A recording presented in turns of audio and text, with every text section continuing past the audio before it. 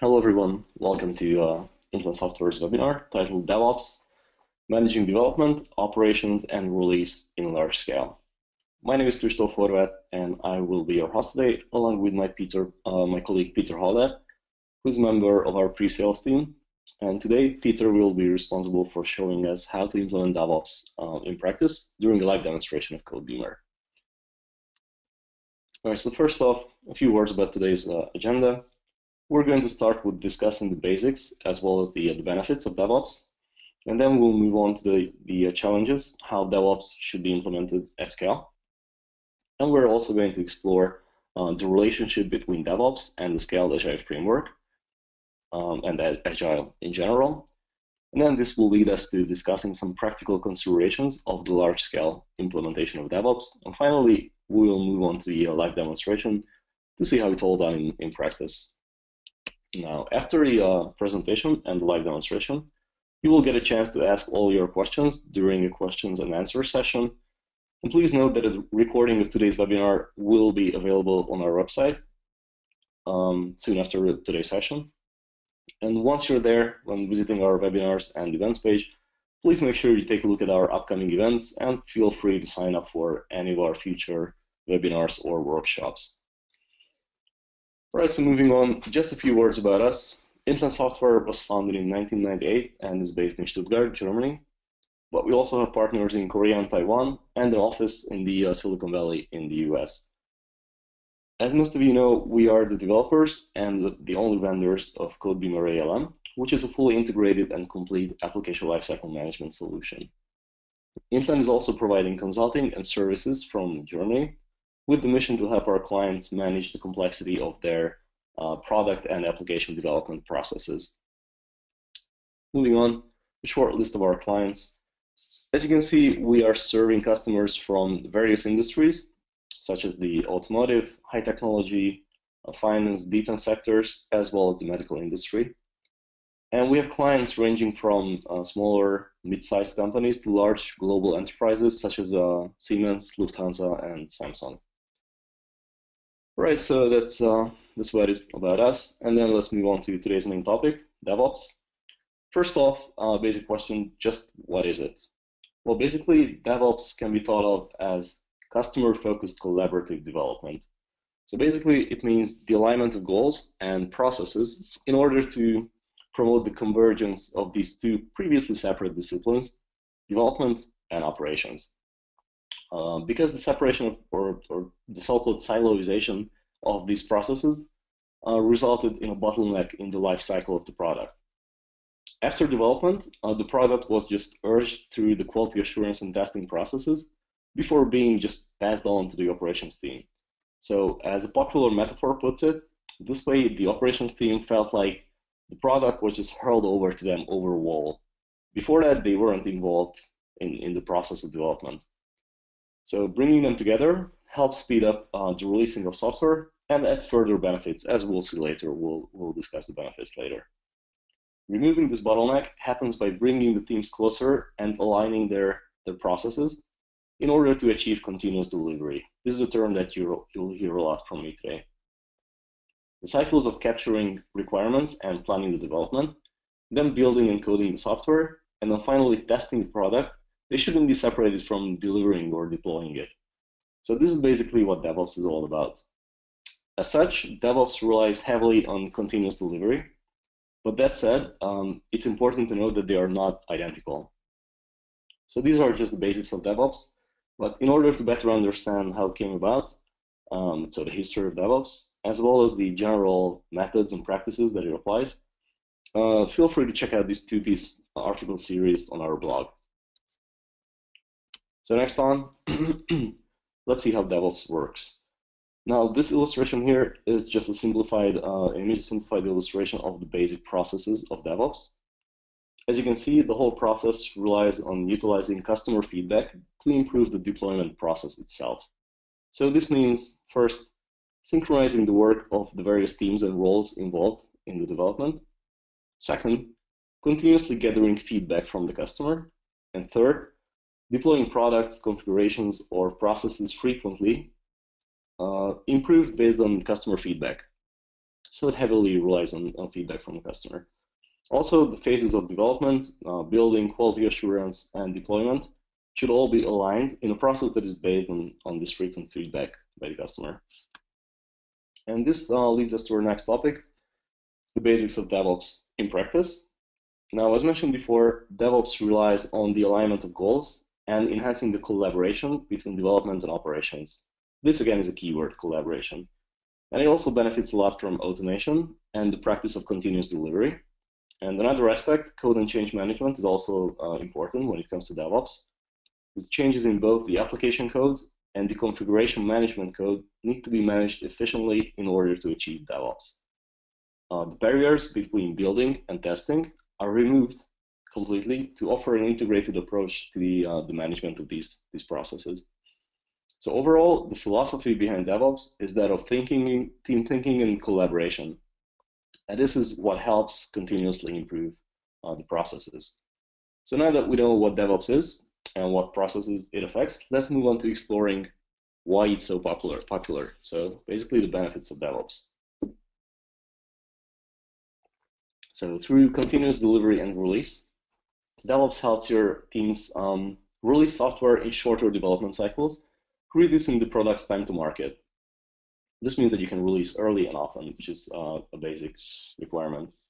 At the same time, it manages to increase the stability and reliability of your product, and therefore the overall quality of your software. Due to the integration of the aspects of operations in the development, it also means that any unforeseen issues will be easier and faster to resolve. And the operations processes are also streamlined by DevOps. So overall, it could help you develop better software faster and at lower cost. Right, so next on, DevOps at scale, a real difficult topic. Let's just talk a little bit about this. Now, it's important to know that while DevOps can be implemented and scaled across large enterprises independently, it does usually couple with Agile since they are so closely interrelated. And as a consequence, scaling DevOps usually isn't a problem that stands on its own. Scaling Agile is another task. Now, since we're seeing the increased popularity of the Scaled Agile framework with large enterprises, we will be focusing on that in today's presentation. However, it is important to underline that DevOps and SAFe are two completely independent practices. So in theory, implementing DevOps in a smaller organization shouldn't be too much different from a large-scale implementation. So in other words, if you have used LAS or DAD, Disciplined Agile Delivery, or any other framework to scale Agile across your company, or even if you were just simply relying on Agile's inherent scalability, you can still implement and scale DevOps. Even if this is the case, the following general tips and practices should help. And also, our previous webinars, one of them was about SAFe. It's probably a good idea to watch that if you missed it. Right, so the first important thing to note is that SAFe introduces shorter, amplified feedback loops. And this aligns well with the goals and processes of DevOps. Development teams in the Scaled Agile framework form Agile Release Trains, or ARTs, that work to achieve the continuous delivery of quality software. Now, to incorporate the operations aspects in the process of development, which is a basic aim of DevOps, the operations team or teams will have to become part of this Agile Release Train. Let's just move over to a simplified illustration to help you better understand. So this is how SAFe looks like. Basically, SAFe helps make sure that the customers can affect the process of development with the shorter amplified feedback loops. And actually, if you think about it, at its core, this is a simple Agile practice. Client feedback should be incorporated to avoid rework and to increase product quality and customer satisfaction. And this is basically what Agile's emphasis on communication is all about. Now, in addition to that, SAFe also recommends building and testing the product in a production-like environment before deploying it to the operational environment. And frequent deployment is another practice, which actually leads us to continuous delivery and continuous deployment. First, staging server should be used, and then the solution is deployed to the actual environment to ensure stability and reliability. codeBeamer also offers a staging server so that you can cross this off your list.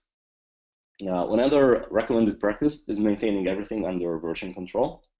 As you'll see, codeBeamer offers Git, Subversion, and Mercurial integration for source code management, while all your work items and data, metadata, files, documents, configurations, all this stuff may be stored in baselines.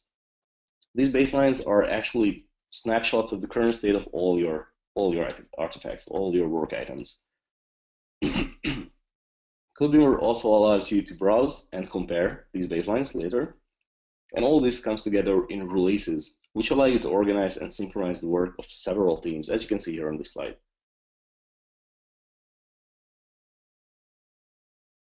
Monitoring the operation and gathering feedback is also facilitated by codeBeamer's service desk feature that lets clients and other stakeholders simply communicate with your team and submit bugs and change requests.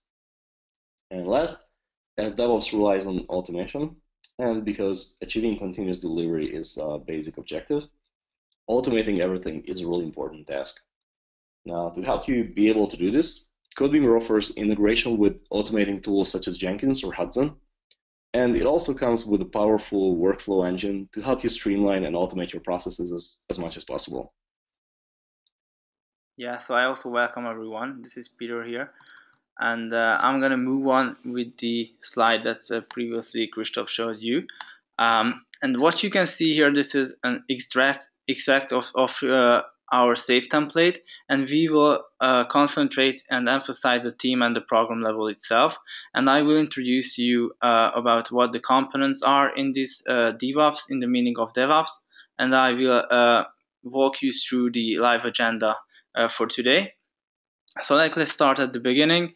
At the bottom of the image, you can see the team level, which meant to show you that on the team level, you can involve different type of teams. So like you can involve into your development a team using Scrum methodology for their development, and you can also involve a team using waterfall methodologies.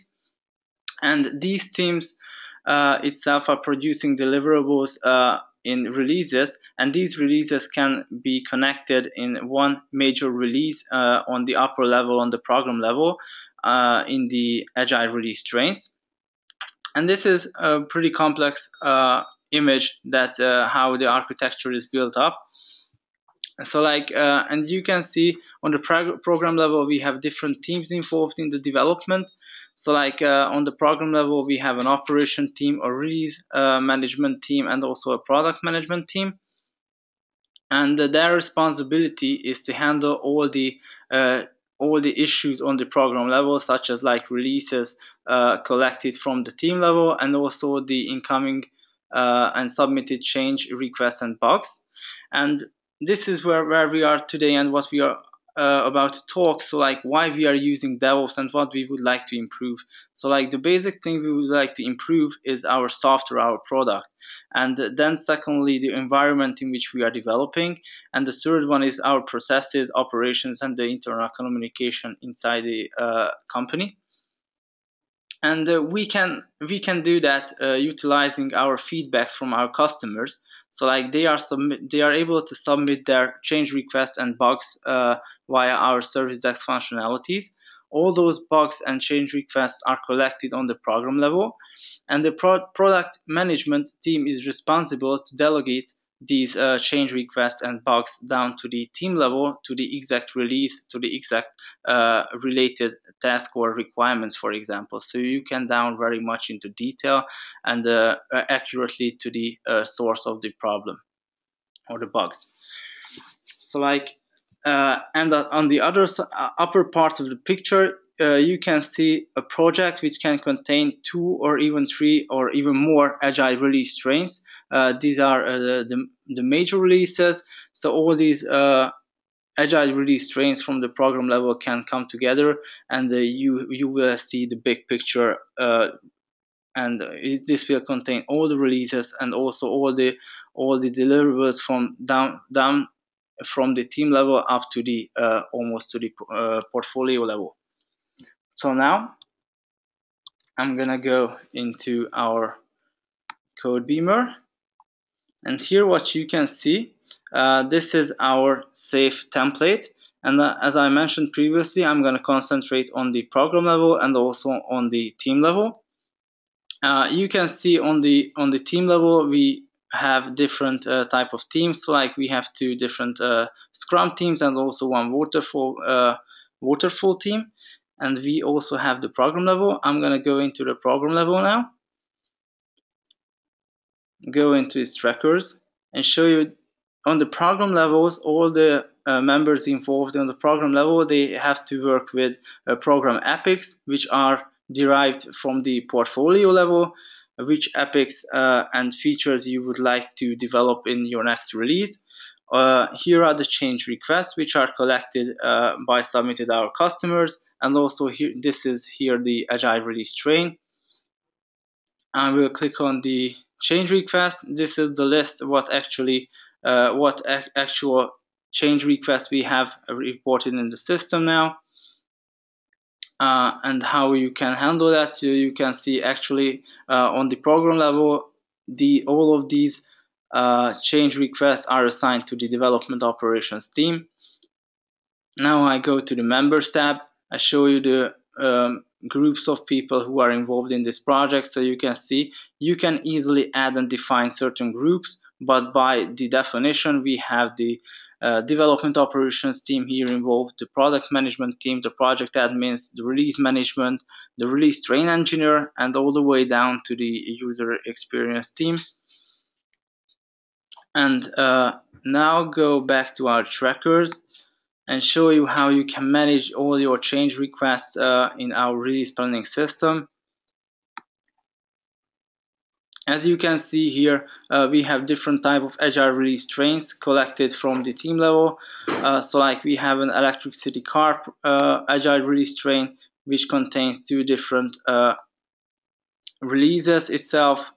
Once we go into the first PR Art electricity car project, we see all the connected releases from different team level projects containing different teams, and also you can see statuses and the related change requests as well. And once we go into the planner view, you see listed all the issues and work items here containing on the program level. Once you scroll down, you can see also divided into different sub-releases. Once we go into the backlog, we can see all the items which haven't been ordered to any of the releases. Here, I can order them very easily with using the drag and drop functionality of codeBeamer. So like I will move it to this specific release. I can also manage my team commitment by clicking on the, as you can see, these are the assignees, column for assignees. I can modify the assigned assigned users by choosing amongst our predefined groups here, and also I can add an individual user by choosing amongst from our members. But now I'll leave it as it because it's correctly added as this is the responsible for the DevOps team. And now I'm also gonna go into the Kanban view, because here you can manage your change requests and control the project managers can control the change request directly here in the Kanban board. So you can see this is based on our workflow engine. So for example, in the in progress stage, you can directly move your change request to the resolved or down to the close stage. And this is highly customizable, so you can set up your own processes here to provide you better visibility and traceability. Now I would like to go down to the team level to show how you can import and involve different type of teams to your project. So let's go into the Scrum team and see on what work items do they have to work. So like you see, they have to work with epics, user stories, change requests, also tasks and bugs. And also they have their team level releases here in their own project. We can go directly into it and you will see these are the releases which I previously showed you on the program level. I'm going to show you the other team, the waterfall team, how how they work. So they have to work also with hardware requirements, hardware architecture, hardware tasks, change requests, bugs, and also here you can see their own releases on their team level. And we can go directly down to the source code using source code repositories, source code management repositories. In this project, you can see we are still on the team level, and you can here add Git repositories, Mercury repositories, and Subversion repositories. These repositories are already added to this project now. I'm gonna go into our Git repository and show you these are the changes listed here one by one with the responsible person and the exact date of the modification. And on the right hand side you see our version control system is connected directly to the work items in the system. So you see this source code modification is connected to this direct change request. I'm gonna click on the link, and here we go. This is the detailed view of our change request. And once I scroll down under the source code commits, I see exactly what modifications been made in the code. You can see highlighted with green the new lines. And also I can add the comment and the review here very easily. This is a nice feature. I will save it, and you will see this disappear as like a new modification and comment in the code as well. So like for today, I only would like to show you the big picture of how you can scale up your processes and using DevOps in a large scale. For further information and how you can use it for your version control systems, how you can utilize it in your deployment. Therefore, we have a previous webinar in which my colleague went much more into details, so I would recommend you to check that out. And for now, time for your questions.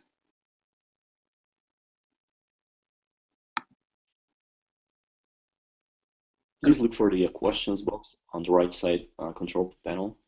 Just type your questions in there. Exactly.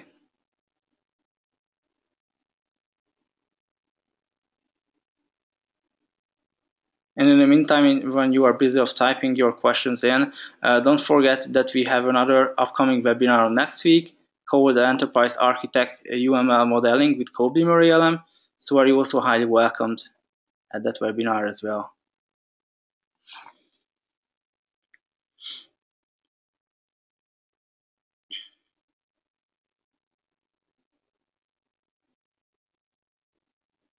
Peter, I suggest we wait 2 more minutes for everyone to be able to type in their questions. Yes, sure.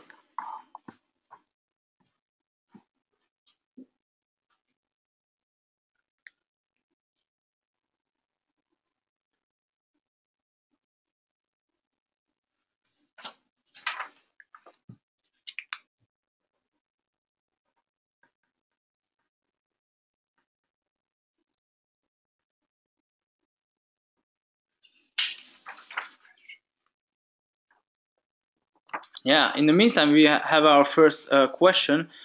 So what is baseline in codeBeamer?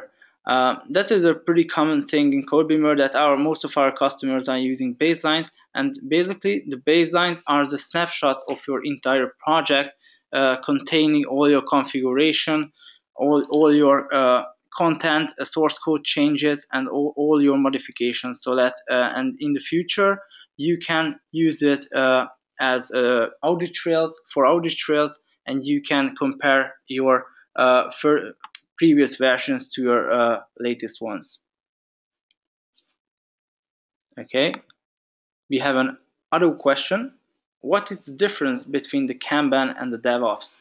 So like basically the difference is that the Kanban is only a method to visualize your tickets in the system and to control your processes, and the DevOps is the whole methodology that meant to connect the development and the operations, how you can handle it in your system generally.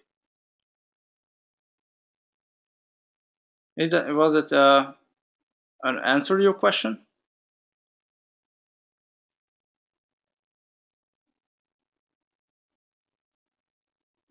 Okay, thank you. Do you have any other questions so far?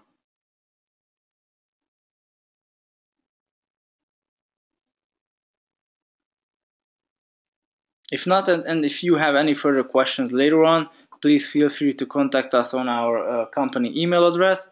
So like for now, if you do not have any other questions, I will close this webinar now, and you can check out the recording after the webinar on our website. Thanks a lot for joining, and thank you for your attention. Yeah, thank you. Bye-bye. Thank you. Goodbye.